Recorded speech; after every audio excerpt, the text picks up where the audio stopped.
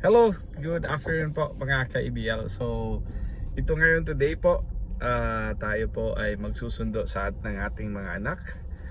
Ito po yung routine ko after po ng especially po Friday, before po ng 12 o'clock, kailangan ko nang sunduin yung mga anak ko.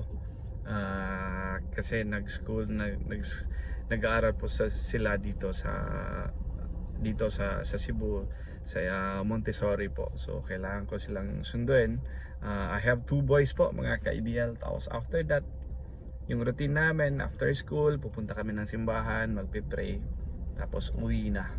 Tapos babalik na naman sa opisina kung may time pa, or dami po nating inasikaso. Kasi bukas po mga ka-IBL is payroll na naman ulit. So payroll time bukas. So kailangan natin mag-withdraw. So yun po. Talagang kagagaling ko lang ng opisina. Nag-vlog po tayo kanina.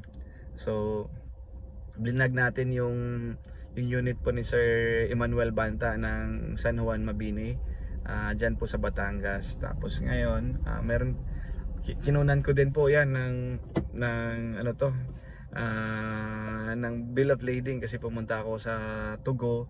Tapos sinama ko na din po yung i-release din natin kay Sir Ramiltan ng Calbayog City. Bali dalawang sabay na unit ang i-release natin today. Papasakay natin sa barko. So yung isa nga sa Manila, yung isa naman sa Calbayog. So again mga KBL, i-follow nyo lang po ako sa YouTube channel namin po. At saka maraming salamat po sa suporta nyo po sa amin. So sa lahat po ng mga hindi pa nakapag follow, please follow us, subscribe nyo lang po kami sa channel namin sa ABL po. Maraming salamat po. Have a good day po. It's Friday. Huwag niyong kalimutan, kung nagpakuan kayo during Ash Wednesday, huwag kayong kumain ng meat.